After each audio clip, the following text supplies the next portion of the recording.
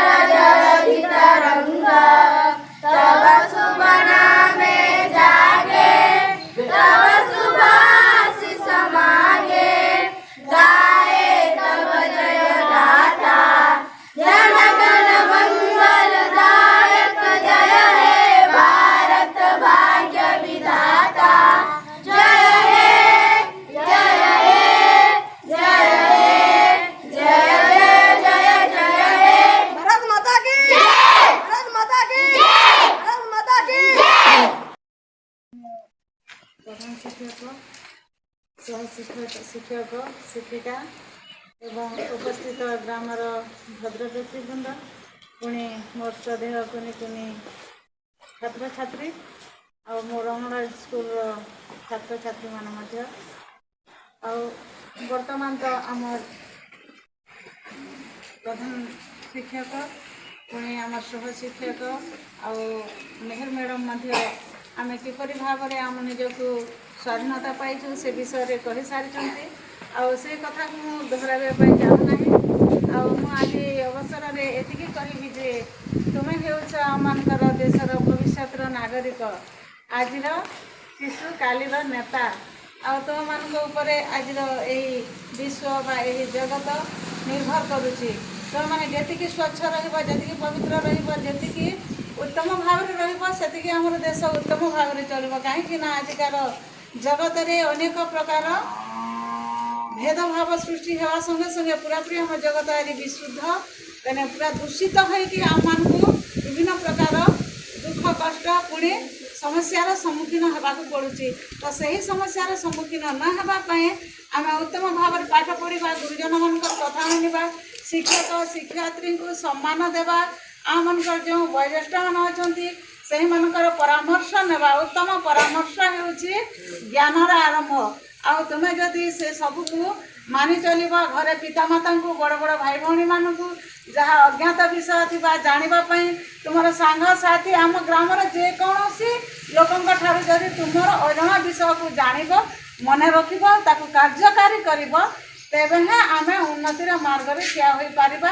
आज तुम इस पताका तले निजे निजे शपथ नियो जे मु दिने डॉक्टर हेबी मु दिने इंजीनियर हेबी मु दिने नेता हेबी मोर देश को चलेबी पुणी मु दिने एपरी कार्य करी जहाँकि बाहर शत्रु मोर देश को मु सुरक्षा देवी जहाँकि आज आम जवान मान कर प्रकार मनोवृत्ति नहीं जदि तुम पाठ पढ़ो दिने निश्चय आम तुम्हें निजे निजे सक्सेस सेवा तथा उन्नति करने संगे संगे परिवार ग्राम पंचायत देश सर्वत्र उन्नति हेब आ तुमको मु स्नेहर सहित कहूँ उत्तम भाव में रहा मोर वक्तव्य आती कह मोर वक्तव्य बंद कर।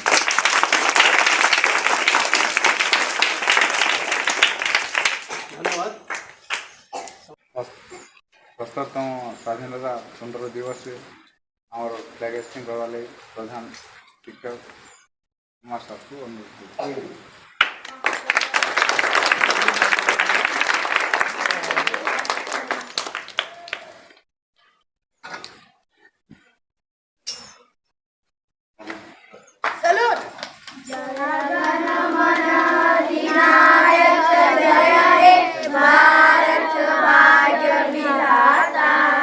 पंजाब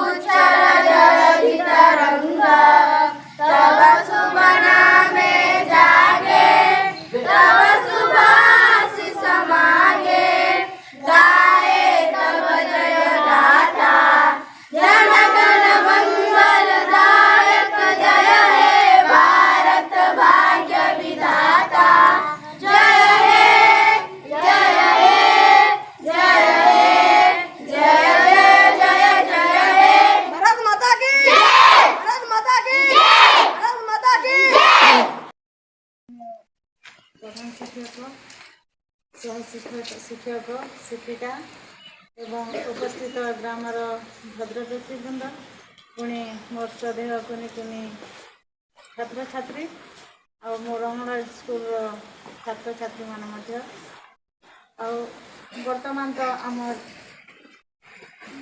ପ୍ରଧାନ ଶିକ୍ଷକ ପୁଣି ଆମର ସହ ଶିକ୍ଷକ ଆଉ ମେହେର ମ୍ୟାଡ଼ାମ୍ ମଧ୍ୟ ଆମେ କିପରି ଭାବରେ ଆମ ନିଜକୁ ସ୍ୱାଧୀନତା ପାଇଛୁ ସେ ବିଷୟରେ କହିସାରିଛନ୍ତି। ଆଉ ସେ କଥାକୁ ମୁଁ ଦୋହରାଇବା ପାଇଁ ଚାହୁଁନାହିଁ। ଆଉ ମୁଁ ଆଜି ଅବସରରେ ଏତିକି କହିବି ଯେ ତୁମେ ହେଉଛ ଆମମାନଙ୍କର ଦେଶର ଭବିଷ୍ୟତର ନାଗରିକ, ଆଜିର ଶିଶୁ କାଲିର ନେତା। ଆଉ ତୁମମାନଙ୍କ ଉପରେ ଆଜିର ଏହି ବିଶ୍ୱ ବା ଏହି ଜଗତ ନିର୍ଭର କରୁଛି।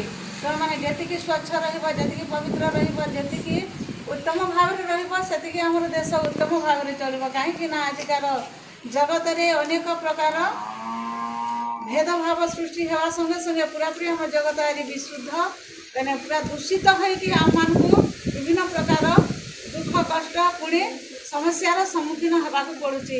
ତ ସେହି ସମସ୍ୟାର ସମ୍ମୁଖୀନ ନ ହେବା ପାଇଁ ଆମେ ଉତ୍ତମ ଭାବରେ ପାଠ ପଢ଼ିବା, ଗୁରୁଜନମାନଙ୍କର କଥା ମାନିବା, ଶିକ୍ଷକ ଶିକ୍ଷୟିତ୍ରୀଙ୍କୁ ସମ୍ମାନ ଦେବା, ଆମମାନଙ୍କର ଯେଉଁ ବୟୋଜ୍ୟେଷ୍ଠମାନେ ଅଛନ୍ତି ସେହିମାନଙ୍କର ପରାମର୍ଶ ନେବା। ଉତ୍ତମ ପରାମର୍ଶ ହେଉଛି ଜ୍ଞାନର ଆରମ୍ଭ। ଆଉ ତୁମେ ଯଦି ସେ ସବୁକୁ ମାନି ଚଳିବ, ଘରେ ପିତାମାତାଙ୍କୁ, ବଡ଼ ବଡ଼ ଭାଇ ଭଉଣୀମାନଙ୍କୁ ଯାହା ଅଜ୍ଞାତ ବିଷୟ ଥିବା ଜାଣିବା ପାଇଁ, ତୁମର ସାଙ୍ଗସାଥି ଆମ ଗ୍ରାମର ଯେକୌଣସି ଲୋକଙ୍କ ଠାରୁ ଯଦି ତୁମର ଅଜଣା ବିଷୟକୁ ଜାଣିବ, ମନେ ରଖିବ, ତାକୁ କାର୍ଯ୍ୟକାରୀ କରିବ, ତେବେ ହିଁ ଆମେ ଉନ୍ନତିର ମାର୍ଗରେ ଠିଆ ହୋଇପାରିବା।